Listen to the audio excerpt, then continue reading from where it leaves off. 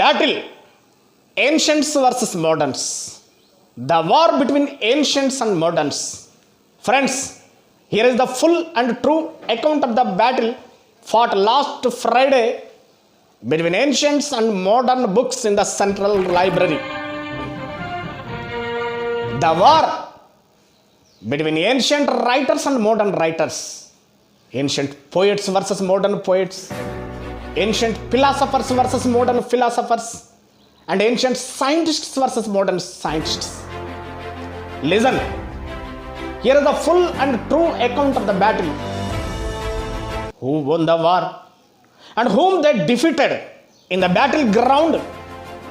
This side, the army of ancient writers, poets, philosophers, and scientists.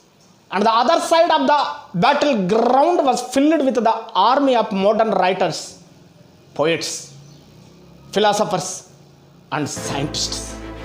War is the child of pride. It leads from plenty to poverty, poverty to plenty. The most ancient and natural grounds of quarrels are lust and avarice. The war of every citizen against every citizen. We may observe this in the book Republic of Dogs. This is the disagreement between two great parties, as you know. Whose intellectual state is great, whose commonwealth of learning is great, and who are the most powerful learners in this world. This war started after so many disputes, arguments, rejoinders, brief considerations, answers, replies, remarks, reflections, objections, and confutations either by themselves or by their representatives. Mutual violence against each other. The main reason for this war was once a great heap of learned dust blew up with a perverse wind blown from the side of moderns into the ancients' eyes. Moderns were ready with their army. 50,000 light horses were ready in the battleground for the moderns' side. Heavy armed foot and mercenaries. Their horses are large and their army had most sophisticated weaponry. Whereas the army of ancients was very low in number. Front side of the ancients' army was filled with the army generals. We may see Vyasa, Valmiki, Kalidasa, Bharavi, and Panini as their army generals at the front side. At their back side, we may see the army generals like the famous personalities Vishaka Datta, the author of Buddha Rakshasa, Harshavardhana, the author of Kadambari, Vatsayana, the author of Kama Sutra, Kautilya, the author of Ardhashastra, Varahamihara, the author of Brihat Samhita, and the other famous writers as their army generals.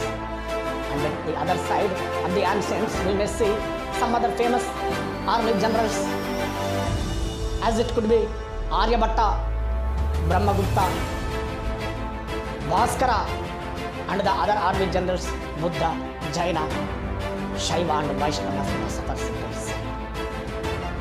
Though their army is very low, they are ready to fight with the moderns. But the modern side is very aggressive. We may see the great famous army generals at the modern side. The army, the moderns were very large in number, and it is not possible to count even.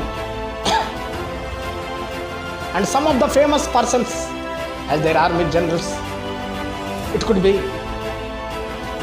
Premchand, Guntagras, Arundhati Rai, Salman Rushdie, Khushwant Singh, Chetan Bhagat, Robin Sharma, Kamala Markandeya, Sarojini Naidu, and like that. And the other army generals, it could be C.V. Raman, Jagadish Chandra Bose, Vikram Sarabhai like personalities. And they were ready to fight. Each armies are ready to fight. The army of the moderns had most sophisticated weaponry. They had dragons of different nations and different types of weapons like scythes, the weapons of death, fought with lances and long knives all steeped in poison, fought with short bullets most malignant nature, and used white powder. But the army of the ancients was not sophisticated. They were very low in number. Their weaponry is primitive type.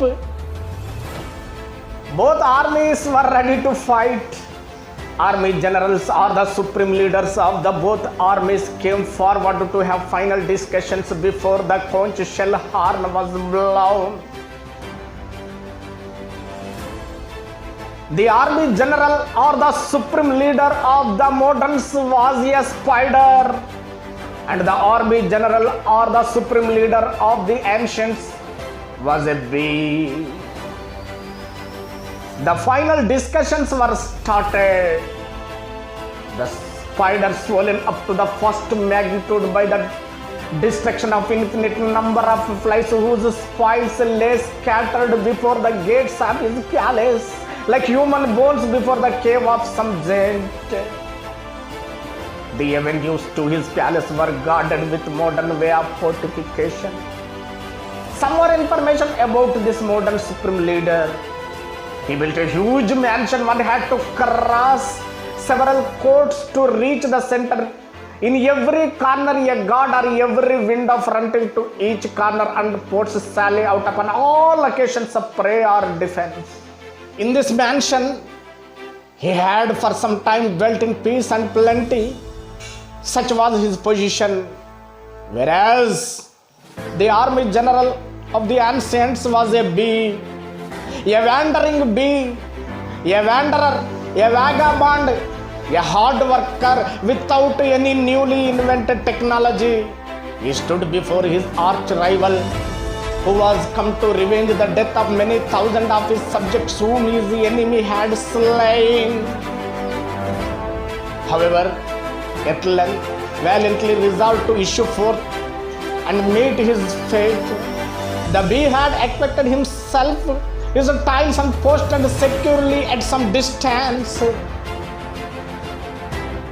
By this time, the spider was adventured out, beholding the chasms, the ruins and dilapidations of his fortress, and he was very near at his wit's end. He stormed and swore like the madman and swelled till he was ready to burst. At length, casting his eye upon the bee and wisely gathering causes from the events, and said, "A plague spit you! It is you with a vengeance that have made this litter here. Do you think I have nothing to do but to mend you and repair after you?" Good words, my friend. I will give you my hand and my word. I am not a destructor. I was never in such a confounded pickle since I was born. "Zero," replied the spider. "You are stirring abroad against an enemy. I should come and teach you better manners." "I pray have patience," said the bee. The spider said angrily, "You are a vagabond without house or home, without stock or inheritance, born to no possession of your own, but a pair of wings and a drawn pipe. Your livelihood is universal plunder upon the nature. A freebooter of fields and gardens, and for the sake of stealing will rob a nettle as easily as a violet. Whereas I am a domestic animal, furnished with a native stock within myself, this large mansion or the palace shows my improvements in the mathematics is built with my own hands and the materials extracted all together out of myself. Spider ghostly. I am glad, answered the bee, to hear you. Grant at least that I came here honestly by my wings and by my voice. I am obliged to heaven alone for my plights and for music. I have such a gifts for the noblest ends. I visited all the flowers and blossoms of the fields and gardens, but whatever I collect thence enrich myself without the least injury to their beauty, smell, or taste. Now for you and your skill in architecture and in other mathematics, I have little to say.